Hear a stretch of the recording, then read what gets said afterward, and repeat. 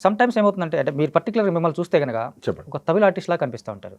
ప్రధానంగా Tamil artist dubbing చూస్తే గనక గోపరాజు గారు, రమణ గారు డబ్బింగ్ చెప్పినట్టున్నాడు ఈయనకన్నట్టుగా అవును. ఆయన ఎలివేట్ అవును. అవుతుంటది మనకి. అవును. ఎలా ఆ వేరియేషన్ కనిపిస్తా ఉంటుంది? అంటే వసుధ మీసకట్టు పెద్దదవ్వడం, ఆహా! ఐబ్రో పెద్దదవ్వడం, ఒక తమిళ్ నటుడు కూడా దగ్గరగా ఉన్నట్టు పోలికలు కూడా ఉంటాయి. మలయాళం, తమిళ్ అవును. సంబంధించిన వాళ్ళలాగా ఉంటుంది. రీసెంట్‌గా ఈ ప్రాబ్లమ్ నేను ఒక విధంగా ఫేస్ చేశాను కూడా. ఆ! అది ఎలా అంటే 'బృందా' వెబ్ సిరీస్ చేశాను. అవును. చేసినప్పుడు నన్ను సెలెక్ట్ చేసుకున్నారు. హ్మ్. దాంట్లో ఫణి గారు అనే అసోసియేట్ డైరెక్టర్, ఆయన రికమెండేషన్‌తో డైరెక్టర్ సూర్య గారికి పరిచయం చేయటం. ఓకే. డైరెక్టర్ గారు ఒక చిన్న ఆడిషన్ తీసుకున్నారు. పెద్దగా ఇబ్బంది పెట్టలేదు.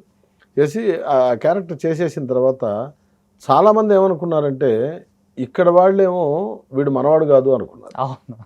అక్కడ వాళ్ళేమో వీడు మనవాడు కాదు కదా అనుకున్నారు. ఓవరాల్‌గా అటు ఇటుగా కానీ మంచి పేరు వచ్చింది. చాలా గొప్ప పాత్ర అండి. చాలా చాలా మంచి నిజంగా ఆ పాత్ర క్యారెక్టరైజేషన్ చాలా బావుంటది. ఆ పుణ్యం దర్శకుడు సూర్య గారిదే. యాహ్! అలాగే నాకు ఆ ఛానల్ అదే ఆ సిరీస్‌లోకి అవకాశం రావడానికి దారి వేసినటువంటి అసోసియేట్ ఫణి గారు. ఓకే. అలాగే ఇక గొంతుల విషయానికి వస్తే నాన్నగారితోనే నాటకాలు, అవును. నాటకాల నాన్నగారితోనే గురించి మళ్ళీ మాట్లాడుకుందాం మనం. నాటకాలకు సంబంధించి మాట్లాడితే. అలా ఇద్దరు గొంతు దగ్గరగా ఉంటుంది.